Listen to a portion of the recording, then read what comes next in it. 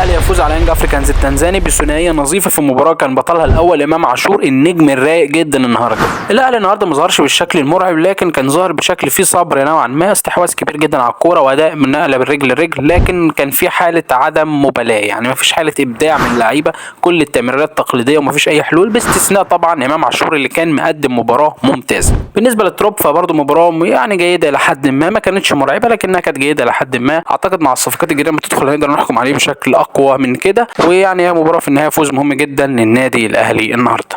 عجبني جدا الحقيقه النهارده مصطفى شوبير بياكد ان خلاص يا جماعه جه وقت ان مصطفى شوبير يبقى هو الحارس الاساسي للنادي الاهلي ومنتخب مصر، عشان هو حارس كبير واسطوره مصر في المركز ده، لكن طبعا خلاص مصطفى شوبير بياكد كل يوم ان ده الوقت المناسب لاستمراره كحارس اساسي للاهلي والمنتخب مصر. عجبني جدا النهارده مروان عطيه ظهر بشكل كويس جدا الى حد ما. جراديشار طبعا اهدر كذا فرصه، والحقيقه جراديشار ما اعرفش سوء مستواه ده عليه علامه استفهام كبيره جدا. كمان عندي تعليق على استروب النهارده، هو بن شرقه يا جماعه، بن شرقه ما بيلعبش، حسين الشحات كمان ما بينزلش، يعني تقريبا نزل في الدقيقه 88، فطبعا يعني لا اظن اللعيبه دي محتاجه تاخد وقت اطول لانهم اقوى بكتير. كمان زيزو النهارده كان سيء، فانت ليه ما خرجتوش من بدري؟ محمد هاني النهارده كان سيء قوي، فبرضه كنت ممكن تدي احمد عيد فرصه، لكن طبعا هنشوف ده برضه الفترات اللي جايه، لان بعد الصفقات الجديده لما تبدا تاخد في الفرق اعتقد بالعمر هيلعب اساسي، وكمان احمد عيد ممكن ياخد فرصه كبيره على محمد هاني، لان هاني واضح انه محتاج يشتغل اكتر من كده.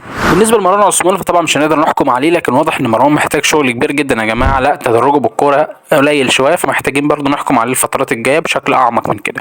زيزو النهارده كان سيء جدا، زيزو سيء جدا جدا جدا النهارده. كمان تريزيجيه طبعا الهدفين ممتازين جدا، لكن برضه تريزيجيه ما قدمش المباراه الواو، لكن كانت مباراه كويسه الى حد ما. امام عاشور طبعا هو نجم المباراه بلا منازع، اداء على اعلى مستوى، مراوغات، حلول ابداعيه غير تقليديه من باقي اللعيبه، فطبعا كان مختلف تماما امام النهارده، وبحاول لاعب مختلف تماما، هو نجم الاول للكره المصريه حاليا. ضيقي اتمنى تشاركني برايك في التعليقات وتقولي مين كان رجل المباراه النهارده من وجهه نظرك، والسلام عليكم.